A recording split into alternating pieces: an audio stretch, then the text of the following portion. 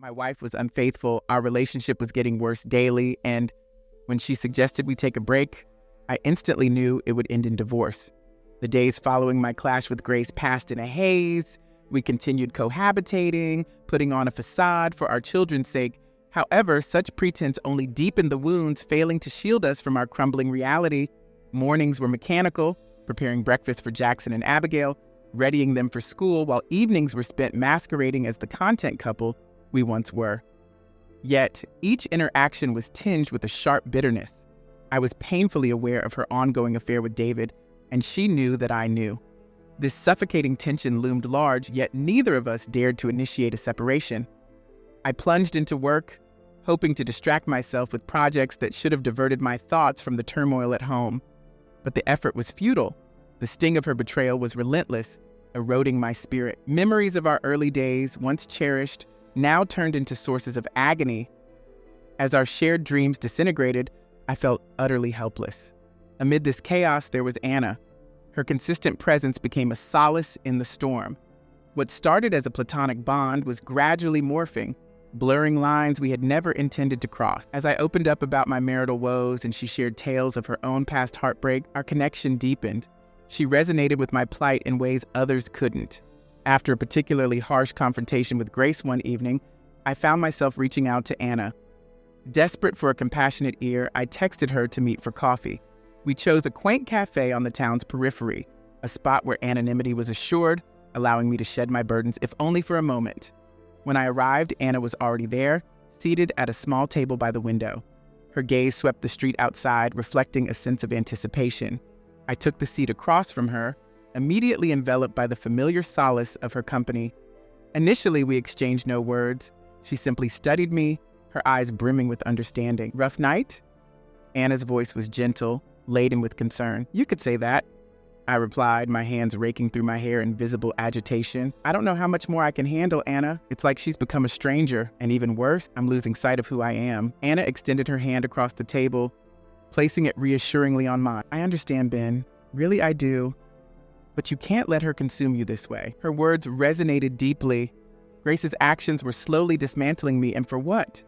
She had emotionally exited our marriage, her life now seemingly intertwined with David's, yet I clung to a frail hope that perhaps, just perhaps, she might revert to the person she once was. I despised that part of me, the part that harbored hope for her transformation, for her to one day grasp the magnitude of what she was discarding. "I don't know what to do," I confessed in a hushed tone, feeling utterly trapped. "It's like I'm suffocating." Anna's gaze intensified, her eyes locking onto mine as she leaned forward. "You deserve better than this, Ben. You deserve happiness. Don't let her make you feel inadequate." Her words served as a lifeline, reeling me back from the edge. For the first time in weeks, I sensed a flicker of solidarity in my ordeal. Yet, Anna's comforting presence also introduced a new, unspoken tension between us. It was palpable and unmistakably mutual, but neither of us was prepared to confront it just yet. Days later, the atmosphere at home took a silent, ominous turn. Grace's quietude since our last altercation was unsettling. It felt as though we were both poised, silently urging the other to take definitive action and conclude our pretense. My time with Anna was becoming more frequent, and although we hadn't crossed any explicit boundaries, I sensed it was only a matter of time before we did. That evening, the dinner table was a silent battleground. Jackson and Abigail babbled about their school day, blissfully unaware of the growing rift between their parents. I mustered a smile and attempted to engage with their stories, but my heart wasn't in it. Grace was mostly silent, her gaze fixed on her plate. Post-dinner, I retreated to the living room and sank into the couch, exhaling a heavy sigh. Grace lingered in the kitchen, the sounds of her cleaning echoing through the space, a constant reminder of her presence in my life, whether I desired it or not. The buzz of her phone on the kitchen counter sliced through the quiet, and I knew it was David calling. A wave of anger surged through me, but I remained motionless. She wasn't even trying to conceal her betrayal anymore. Later, after the children were tucked into bed, Grace broke the silence. "We need to talk," she stated. Her voice was steady, yet it bore an unmistakable heaviness. I sat up, tensing in anticipation. "What is it?" I asked. Grace entered the living room and took a seat across from me, her hands clasped tightly in her lap. Initially, she avoided eye contact, her eyes trained on the floor. I think we need to take a break," she murmured, her words lingering in the air like a looming storm. "A break?" I repeated, my voice struggling for composure. She finally met my gaze, her eyes a mix of guilt and sorrow. Yeah, things have been deteriorating for a long time, Ben. I believe we both recognize that. Perhaps some time apart might help. Maybe. I let out a bitter laugh. Shake. Time apart? Grace, you've effectively left this marriage already. Let's not pretend we're just hitting a rough patch. She winced at my words, the impact visible, yet she offered no denial. I don't know what else to say. I'm sorry, Ben. I never intended for things to end up like this. Then why did you let them? I retorted, my frustration erupting like a volcano. Why didn't you just talk to me? Why did you run to him? I demanded, my voice rising with each word. Her expression shifted, hardening as a flash of anger sparked in her eyes for the first time. Because you weren't there, she shot back. You were so absorbed in work, the kids, with everything but me. I felt invisible, Ben. I didn't want to feel invisible anymore. And that justifies cheating on me? I countered, my voice heavy with incredulity. She stood up abruptly, arms crossed defensively. I'm not trying to justify it. I know I messed up, but I can't keep living like this. We're both miserable and it's not fair to the kid. I rose to my feet as well, my hands clenched at my side. So what? You want to leave? I asked, my tone laced with a mixture of pain and disbelief. She held my gaze for a long, tension-filled moment before nodding. Yeah, I think that's for the best. After all the years, all the shared moments and struggles, she was choosing to walk away. And what was worse, a part of me was ready to let her. A part of me felt grim relief that the end. I stood in silence, the room charged with the end of an era, until she finally broke the still. Stay, we can figure out the rest. I nodded, unable to muster any words as my throat tight. She walked past me, her steps resolute as she headed upstairs to pack. I remained frozen, anchored to the spot by a mix of shock and resignation. This was it, the end of everything we had built together. An hour later, she was gone. The house descended into an unsettling silence, amplifying my solitude. I collapsed back onto the couch, my face buried in my hands. Any relief I had felt was swiftly replaced by a profound emptiness that seemed to echo through the empty rooms. I sat there for hours, enveloped in a silence that felt almost oppressive. I had no idea what came next or how to move forward. The next morning, the sound of Jackson and Abigail's laughter broke through the silence, a stark contrast to the hollow echo of the previous night. For a brief, fleeting moment, I allowed myself to forget the pain, the loss, the void left by Grace's departure. But as reality settled back in, I knew I had to face the daunting task of rebuilding, not just for myself, but for our children, the reality of the situation struck me as soon as I left my room and saw Jackson and Abigail at the kitchen table, their young faces bright and untouched by the storm raging through their parents' lives. Taking a deep breath, I forced a smile and approached them with feigned cheerfulness. Good morning, guys. How did you sleep? Good, Jackson responded cheerily, his voice muffled by a mouthful of cereal. Abigail's face lit up when she saw me. Daddy, can we go to the park today? I paused, my thoughts clouded by the events that had unfolded, but their innocent expressions reminded me that they shouldn't have to bear the weight of adult problem. Of course we can, sweetheart, I assured her. The day passed in a blur. We spent the afternoon at the park, pushing on the swings and sliding down the slides, forcing laughter as if everything were normal, but beneath the surface, I felt the looming weight of the truth I needed to face. Grace wasn't coming back, and I would soon have to explain this to our children. I just didn't know how yet. Later, after a day pretending, I tucked them into bed and read them a story, although my mind wandered, caught between nostalgia and an uncertain future. After they drifted off to sleep, I sat alone on the couch, staring blankly at the wall, contemplating how despite my efforts to be the perfect husband and father, everything had crumbled anyway. My phone vibrated on the coffee table, jolting me from my thought. Anna's name illuminated the screen. After a moment's hesitation, I answered, "Hey." My voice was hoarse, betraying the exhaustion that had seeped into my bones. "Hey," she replied softly. "How are you holding up?" "I don't know," I confessed. "It's all just too much." There was a brief pause before she spoke again. "Do you want to come over? We don't have to talk. We can just be." Her invitation was a beacon in the darkness. I closed my eyes, feeling the gravity of her words. I couldn't bear the solitude of the night. "I'll be there in 20 minutes, I responded, the decision anchoring me with a strange mix of relief and desperation. Anna's voice broke through the silence, her tone gentle yet probing. "Have you thought about how you'll explain everything to the kids?" I sighed deeply, massaging my forehead. "I've been thinking about it nonstop. I don't know what to say. How do you explain something like this to a 7-year-old and a 5-year-old? She nodded in understanding. "It won't be easy, but they're stronger than you think. They'll handle it better if you're honest with them, even if it's hard." Her advice resonated with me, though the thought of having that conversation still terrified. I knew I couldn't delay it indefinitely. The longer I waited, the harder it would be for them. They deserved to know the truth, and they deserved to hear it from me. I'll tell them tomorrow, I declared, the weight of the decision pressing down on my voice. Anna reached across the table and squeezed my hand. You'll get through this, Ben. You're a good dad. The kids are lucky to have you. Her words were meant to comfort, but they stirred a sense of imposter syndrome within me. How could I consider myself a good father when I felt partly responsible for upending their stable lives? The next morning, I returned home early, a heavy knot of apprehension in my chest as I opened the front door. The house was silent, Jackson and Abigail still asleep, blissfully ignorant of the impending upheaval. Taking a deep breath to steady my nerves, I prepared for the day ahead. I busied myself with making breakfast and tidying up, each task punctuated by a growing sense of dread as I anticipated the conversation ahead. When they finally emerged and joined me at the kitchen table, my throat tightened at their expectant, innocent face. Hey guys, I managed to say, my voice more steady than I felt. There's something I need to talk to you about. They looked up at me with curiosity and trust, their expressions open and unguarded. My heart ached at the thought of shattering their sense of security. What is it, Daddy? Abigail asked, her big brown eyes wide with innocence. I knelt down to their level, taking another. Mommy's not going to be living here anymore. She and we've decided that it's best if we live apart for a while. Jackson's brow furrowed. What do you mean? I don't understand. Where did Mommy go? Staying with Aunt Clara for a little while, I explained, struggling to maintain a calm. But that doesn't mean she doesn't love you, I assured them, my voice faltering slightly under the weight of their stares. We both love you very much, and that will never change. Abigail's lip quivered, mirroring the turmoil I felt inside. But why can't she stay here? She asked, her voice small and confused. My heart shattered.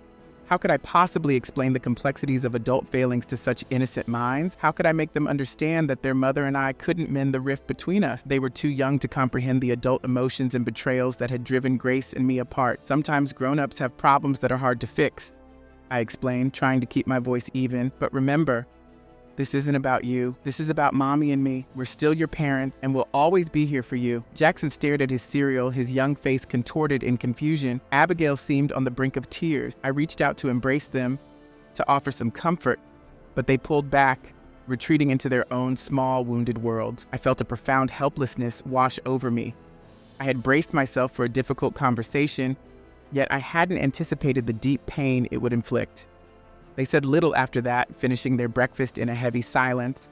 I didn't press them, understanding they needed space to process the seismic shift in their family landscape. The day continued with an attempt at normalcy. We went to the park, played on the swings, and laughed, but a palpable tension and sadness hovered around us. I saw the confusion and unanswered questions in their eyes, and I was at a loss. By bedtime, I was utterly spent. After tucking them in, I collapsed on the couch, my gaze fixed on nothing, as I tried to piece together the fragments of my disrupted life. Later that night, I found myself dialing Anna's number, craving the comfort of her calm presence. She answered quickly, her voice a soothing balm. Hey, how are you doing?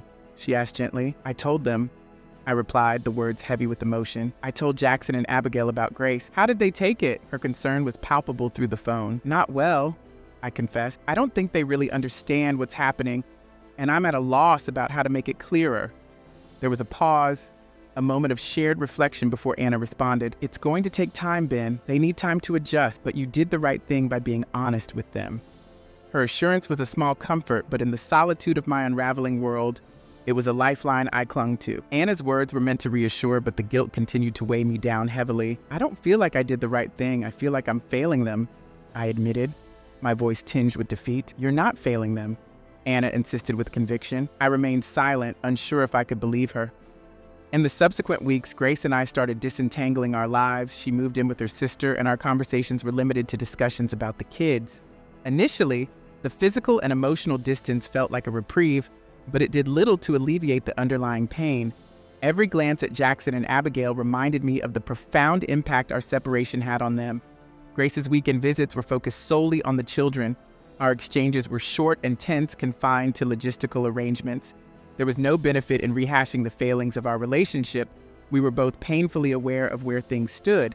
Yet, despite our efforts to maintain distance, it felt like I was still inextricably linked to her. Our lives were too interwoven, leaving me suspended in a limbo between the past and an uncertain future. During this period, my friendship with Anna deepened, though we consciously avoided advancing beyond platonic bounds. We understood that navigating a new relationship amid ongoing personal turmoil would be unwise. Yet, Our connection was palpable, providing a sense of stability I sorely needed.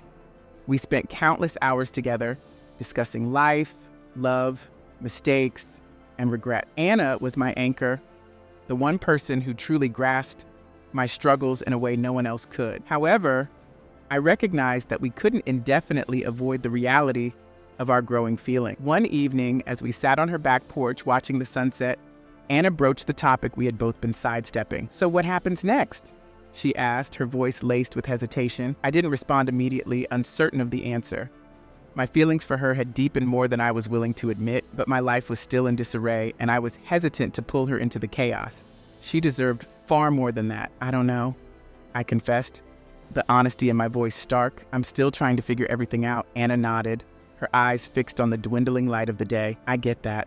I really do. But we can't keep pretending like this isn't happening, Ben," she said, her tone gentle yet firm, urging us to confront the reality of our situation. "We can't keep ignoring what's happening between us," Anna stated, her voice ringing with the quiet truth.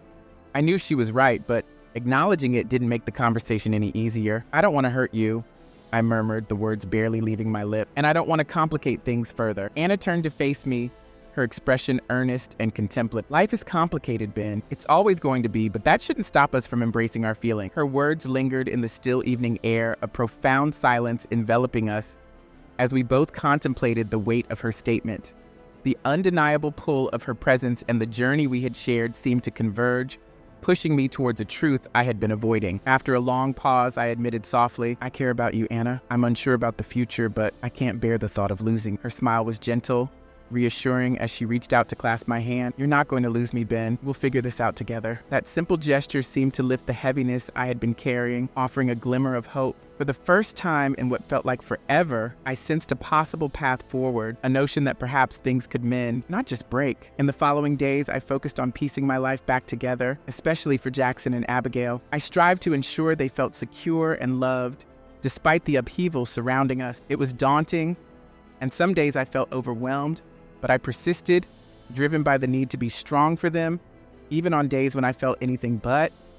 Grace and I gradually began to tackle the practical aspects of our separation, discussing custody, finances, and other necessary arrangements. It was a difficult but necessary process, grounded in a mutual commitment to prioritize the well-being of our children above all. The raw edges of our interactions had softened. Gone were the days of heated arguments and bitter accusations.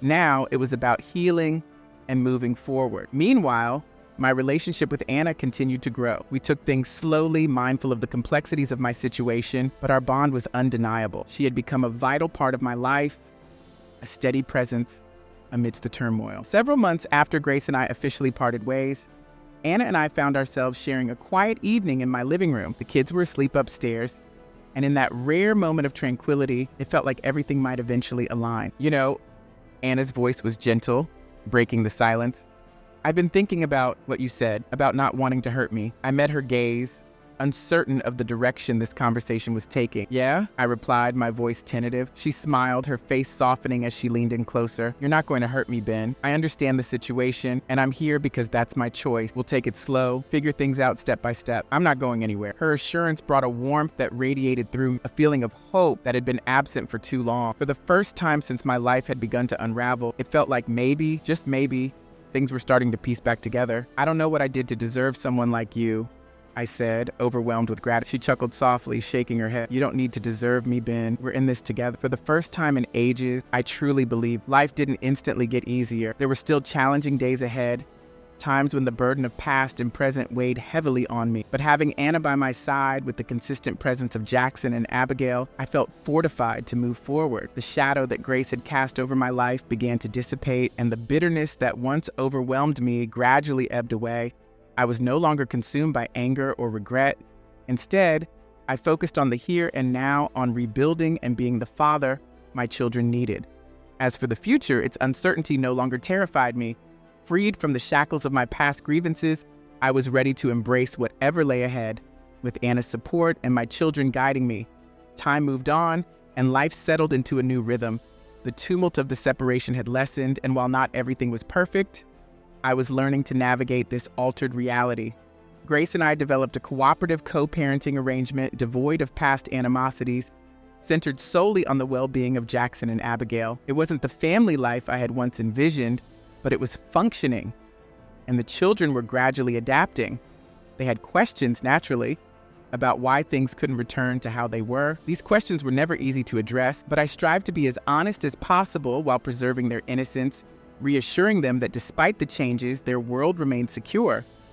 Meanwhile, my relationship with Anna had evolved into something profoundly meaningful and steadfast. We weren't attempting to recreate what was lost. Rather, Anna and I were carefully constructing a new foundation. As we both recovered from our past, Anna became a pivotal part of not just my life, but also the lives of Jackson and Abigail. They had grown to adore her, captivated by her patience, kindness, and affection, qualities that made me appreciate her even more deeply. The journey of moving forward from a fractured marriage was fraught with unexpected challenges. I had anticipated that separating would be the hardest part, but I quickly learned that living with the remnants of what once was proved even more difficult. Occasionally, a wave of sadness washed over me, not for the loss of Grace, but for the shared aspirations that would now never come to fruition. Letting go of those dreams was a gradual, sometimes painful process. Over time, I shifted my focus from the past to what lay ahead. The resentment I once harbored towards Grace slowly transformed into a more subdued acceptance, and perhaps even an understanding. We had changed, grown apart, but our union hadn't been without its joys, chief among them, our children, for whom I remained profoundly grateful. A turning point came on a brisk autumn afternoon during one of Jackson's soccer games. It was one of the few occasions Grace and I came together outside of our routine exchanges about the kids. As we sat side by side in the bleachers, something felt different. The air between us, once thick with grievances, had light. "You're looking well," Grace commented, her voice carrying a softness I hadn't heard in a long time. "Thanks," I replied, taking a moment to really look at her. She appeared more at peace than I had seen in years. "You too." We watched Jackson play in silence, the ease between us a stark contrast to the past. It was as if the weight of our history had lifted, leaving room for a new kind of interaction, light and unburdened by the shadows of what had been. "I've been reflecting a lot," Grace said after some time, her eyes still on Jackson playing on the field. "About everything, about how we ended up here." The woman beside me wasn't the defensive and distant Grace I had dealt with during our separation. This was someone who had taken time to introspect. "I know we didn't handle things well," she continued, "and I'm sorry for my role in that. I should have been more open with you. Perhaps things could have been different." I listened quietly, allowing her the space to express the thoughts that had clearly been weighing on her. "I'm not suggesting we should have stayed together," she clarified quickly with a glance my way. "I think we both understand that wasn't right, but I do wish we'd handled it better for the kids, for us." She paused, sadness briefly crossing her feet. "I miss who we were, Ben. Not the us that fell apart, but the us that was happy. I can't pinpoint when we lost that, but I'm sorry that we did." I took a moment to absorb her words, reflecting on the happier times we had shared long before our relationship began to crumble. "I'm sorry too," I finally responded, my tone subdued. "I wasn't there for you as I should have been. We drifted apart, and I didn't see the extent of it until it was far too late." Grace nodded, her gaze returning. "Maybe we were just too young, or maybe we weren't equipped to handle everything life threw at us, but I don't regret our years together. We had some good time." "Yeah," I agreed quietly. "We did." Our conversation didn't lead to any dramatic revelations or reconciliations. It was just a quiet, mutual recognition between two people who had once shared everything but had grown irreparably apart. We weren't going to mend what was broken, but we were both ready to move forward in a healthier way for ourselves and for our children. Later that evening, after the game, I shared this exchange with Anna as we sat on her porch, the autumn air crisp around us, stirring the leaves into a gentle dance. Anna listened intently, her hand comforting on my knee as I recounted the conversation with Grace. When I finished, she offered a gentle smile. "That's a positive step, Ben," she remarked. "It sounds like it was a necessary conversation for both of you." "I think so too," I responded, feeling a sense of relief. "It feels different now, like we can truly focus on co-parenting without the old resentments clouding everything." Anna rested her head on my shoulder, and we shared a moment of peaceful silence, the burdens of the past beginning to lighten. As time marched on, my interactions with Grace evolved into a more cordial and cooperative dynamic.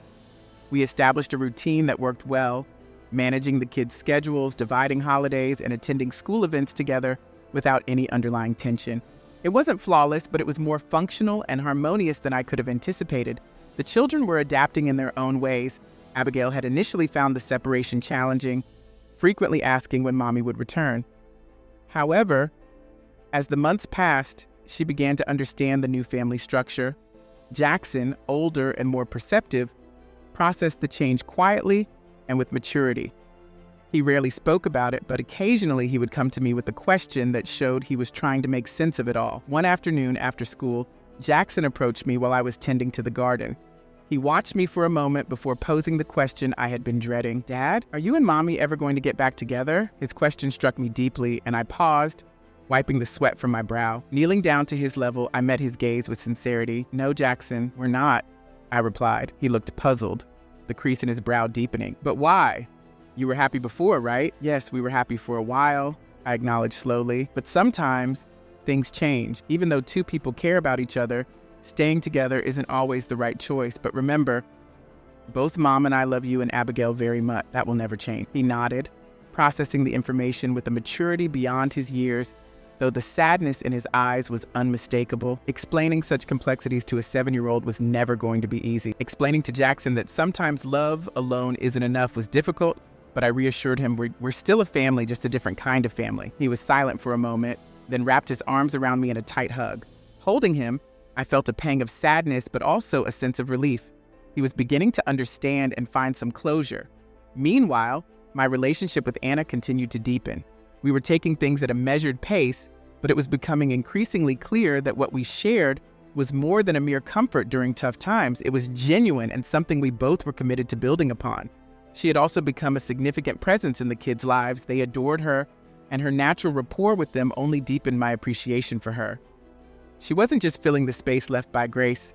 She was crafting something new and wonderful with us. One evening, as we relaxed on the couch watching a movie, Anna looked over at me thoughtfully. "Have you thought about what comes next for us?" she inquired. I was momentarily puzzled. "What do you mean?" "I mean about us. Where do you see this going?" she clarified, pausing the movie as I turned to face her. "I've thought about it quite a bit," I admitted. "I want there to be a long-term future for us, Anna. I want us to last." She smiled, though a trace of uncertainty flickered in her eye. "I want that too, but are you really ready for that? Truly ready?" I took her hand in mine, giving it a reassuring squeeze. I'm ready. After everything I've been through, I know what we have is real, and I don't want to let it go."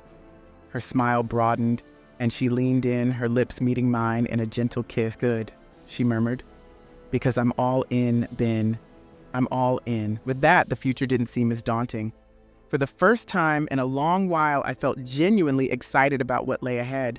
Though challenges with Grace and the complexities of co-parenting would persist, and life would never return to the simplicity of the past, I was ready to face whatever came our way, with Anna by my side. The challenges ahead no longer seemed daunting. Anna and I steadily built our life together, weaving moments with the kids on weekends, enjoying small getaways, and even discussing the potential of sharing a home someday. Our progress felt natural and unforced, a perfect fit. While the scars from my marriage with Grace remained, they no longer defined my existence. I had learned to live with them, acknowledging them as part of my narrative, but not its conclusion. In embracing this, I had discovered something profoundly worthwhile. The final resolution arrived on a warm summer afternoon at a school event for Jackson. Nearly a year after Grace and I had parted ways, we stood aside watching the kids mingle with their friends. Grace glanced at me, a soft smile playing on her lip. "You look happy," she commented, her voice carrying a note of genuine warmth. "I am," I responded sincerely. "I really am." She nodded, her smile growing. "Good. You deserve to be happy. So do you," I returned, and I meant it. For the first time, I saw genuine contentment in her expression. She had found her peace just as I had found mine. Watching Jackson and Abigail play, their laughter filling the air, I realized everything had unfolded as it should. Life was far from perfect, but it was wholesome, it was sincere, and it was unequivocally mine. Finding my way back to myself was, more than anything, the greatest gift I had received.